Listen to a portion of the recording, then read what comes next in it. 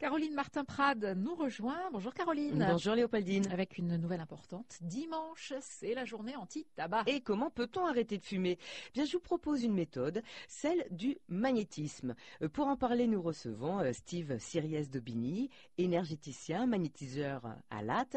Alors, Steve, vous aidez les personnes dans cette démarche. Comment procédez-vous? On peut travailler à l'aide du magnétisme sur les peurs, sur les émotions, sur la dépendance physique et sur la dépendance psychique liée à la cigarette. Comment? On va d'abord avoir une petite discussion sommaire, savoir ce qu'elle a déjà fait, si elle est sous traitement médicamenteux, et puis après, tout simplement, on va l'allonger sur la table et commencer le travail de magnétisme. Commencer à voir un petit peu où sont les bouchons d'énergie usée, les nœuds où les énergies ne circulent pas correctement, pour voir un petit peu le travail qu'on va devoir faire par la suite. Expliquez-nous, Steve Siriès-Daubigny, en quoi le magnétisme et la fluidité des énergies, ça va nous permettre d'arrêter de fumer. Le rôle du magnétiseur, c'est quand il y a un traumatisme physique ou psychique qui intervient dans la vie de la personne, ça crée un dysfonctionnement à un certain niveau. On somatise un problème émotionnel.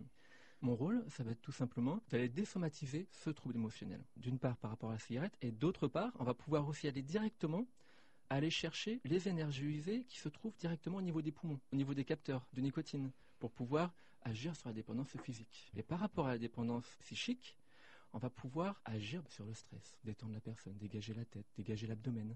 Au niveau de l'abdomen, on a ce qu'on appelle le deuxième cerveau, le cerveau des émotions. En dégageant les énergies, en défaisant les nœuds, en désomatisant les peurs, on permet à la personne, bien souvent, même de s'endormir pendant la séance. Alors les gens qui viennent vous voir sont des gens qui ont tout essayé avant, qui viennent un peu en désespoir de cause? Les personnes ont essayé le Vibron, ont essayé tout un tas de patchs, tout un tas de choses, tout un tas de médicaments. Il n'y a pas vraiment la volonté qui rentre en ligne de compte. On prend un cachet et on se dit, c'est le cachet qui va travailler. Quand on fait l'action d'aller chez quelqu'un, que ce soit moi ou quelqu'un d'autre, on fait l'action d'y aller. Combien de séances à peu près? Alors, en moyenne, ça va être 3, voire 4. Après, quand la personne n'a pas complètement réglé la problématique pour laquelle elle fume, après, il peut venir une fois tous les 3 mois pour faire un rappel. Les séances durent combien de temps à peu près? Alors, ça dépend, ça va de 1 à 2 heures. Donc le prix varie aussi, j'imagine? Non, le prix c'est le même. Ce qui est important pour moi, c'est de faire ce qu'il faut. Est-ce qu'il vous est arrivé quand même d'avoir des échecs? Évidemment, il n'y a pas de 100%. Ça peut être parce que c'est pas le moment, tout simplement.